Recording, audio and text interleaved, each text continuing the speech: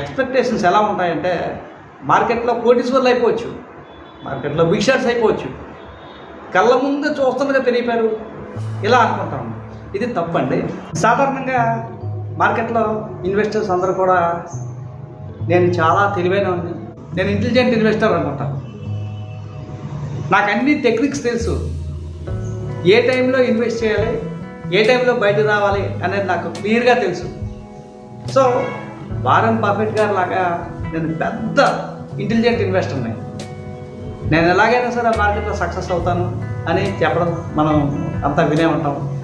కానీ నిజానికి అదంతా తప్పండి. సక్సెస్ అవ్వలేదు. ఎందుకు సక్సెస్ అవ్వలేరు అంటే వీళ్ళంతా కూడా ఒక కోర్ ఏరియాలో ఫోకస్ చేయలేకపోతున్నారు. కోర్ ఏరియా అంటే మన బయట నుండి చూసినప్పుడు ఇంటెలిజెంట్నెస్ ఉండాలి, టెక్నిక్స్ ఉండాలి. టెక్నిక్స్ అంటే నాకు బీటా కాల్కులేషన్ తెలుసు, నాకు స్టాండర్డ్ డీవియేషన్ తెలుసు, నాకు పిఈ రేషియో తెలుసు. ఇవన్నీ తెలిసినప్పుడు ఇంటెలిజెంట్ ఇన్వెస్టర్ అనుకుంటారు. కానీ ఇక్కడ కోర్ ఏరియా ఏదైతే ఉందో అక్కడ మీరు సక్సెస్ అయితే ఈ సిస్టమ్స్ ఏంటి అంటే ఒకటి డిసిప్లైన్, రెండోది ప్రపోర్షన్, మూడోది ప్రిన్సిపల్స్. ఈ మూడు మనం ఎప్పుడైతే పాటిస్తామో అప్పుడే మనకి ఇంటెలిజెంట్ ఇన్వెస్టర్గా సక్సెస్ అవ్వడానికి అవకాశం ఉంటుంది. ఇది ఏ విధంగా మనం చూడండి. ముందుగా మనం డిసిప్లైన్ అనేది మార్కెట్లో ఇన్వెస్ట్మెంట్ చేసినప్పుడు ఎలా డిసిప్లైన్గా ఉంటారో జనాలు అనేది మనం చూసినట్టయితే, మార్కెట్లో ఇన్వెస్ట్ చేసే ముందు నేను చాలా తెలివైనవాడిని, నేను చక్కగా ఇన్వెస్ట్ చేయగలను, నాకు టెక్నిక్స్ తెలుసు అనుకొని దిగుతారు మార్కెట్లోకి. అన్నీ కూడా వాచింగ్ చేస్తారు, మొత్తం అన్నీ కూడా స్టడీ చేస్తారు. ఏ స్టాక్ పెరుగుతుంది, ఏ స్టాక్ తగ్గుతుంది, అది కావాలి మార్కెట్లో, అది కావాలి. ఒక ఇన్వెస్ట్మెంట్ అనేది ఒక డిసిప్లైన్తో చేయాలి. ప్రపోర్షన్ అంటే మనకేంటంటే రకరకాల ఇన్వెస్ట్మెంట్స్ ఉంటాయి మార్కెట్లో.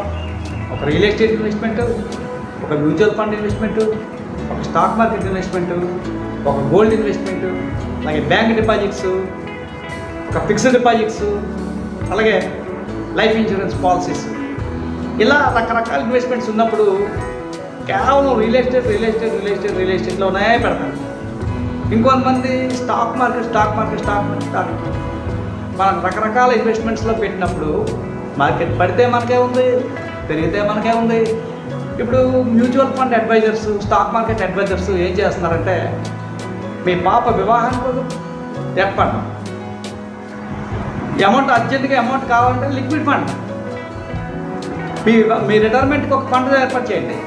ఇలాగ రకరకాల అన్నీ కూడా ఫండ్స్లో ఇన్వెస్ట్ చేసి నాకైనా జరిగితే ఏంటి అని అంటే ఒక టర్మ్ పాలసీ తీసుకోండి. ఈరోజు టర్మ్ పాలసీలు ఎన్ని రన్ అవుతున్నాయండి? గత 10 సంవత్సరాల నుంచి డేటా తీసుకుంటే కేవలం ఒక 5 to 10% మాత్రం కంటిన్యూ అవుతున్నాయి టర్మ్ పాలసీస్ అన్నీ కూడా. ముందు టర్మ్ పాలసీ తీసుకున్నప్పుడు వాళ్ళకి ఒక భయంతో తీసుకుంటారు. ఇలా కొంచెం ఫైనాన్షియల్గా ఎదిగినప్పుడు ఇప్పుడు నాకు టెన్షన్ ఎందుకు, టర్మ్ పాలసీ ఎందుకు, ఈ విధంగా ఆలోచించారు. ఇక నెక్స్ట్ మనకి ఈ మార్కెట్లో ఇన్వెస్ట్మెంట్ ప్రిన్సిపల్స్ అంటారండి. ఈ ప్రిన్సిపల్స్ గురించి మనం చూసినట్టయితే 8 గవర్నింగ్ ప్రిన్సిపల్స్ అని ఇవన్నీ కూడా ప్రిన్సిపల్స్ అన్నీ ఉంటాయి. ఈరోజు మనం రెగ్యులారిటీస్ కీ టు వెల్త్ గురించి మనం చూడబోతున్నాం. ఇన్వెస్ట్మెంట్ ఎప్పుడైనా కూడా మనం ఇన్వెస్ట్మెంట్ చేసుకొని వెళ్తే అది సక్సెస్ అవ్వడానికి అవకాశం ఉంటుంది. అంతేగాని స్టాక్ మార్కెట్ పెరిగితే స్టాక్ మార్కెట్లోని, గోల్డ్ పెరిగిపోతుందని గోల్డ్లోని, లేదా సిల్వర్ పెరుగుతుందని సిల్వర్లోని, అవన్నీ బాగాలేకపోతే మార్కెట్ తీసుకొచ్చి డిపాజిట్లో పడి, అది సిస్టమ్ కాదండి. ఇవన్నీ ఒక సిస్టమేటిక్గా ఈ ప్రిన్సిపల్స్ని ఎప్పుడైతే మనం ఇంప్లిమెంట్ చేస్తామో అప్పుడే మనం సక్సెస్ అవ్వడానికి అవకాశం ఉంటుంది. ఉదాహరణకి మీకు టెక్నిక్స్ అన్నీ తెలుసు, నాకు మార్కెట్ టెక్నిక్స్ తెలుసు, స్టాండర్డ్ డీవియేషన్ అనేది తెలుసు, అలాగే పిఈ రేషియో తెలుసు,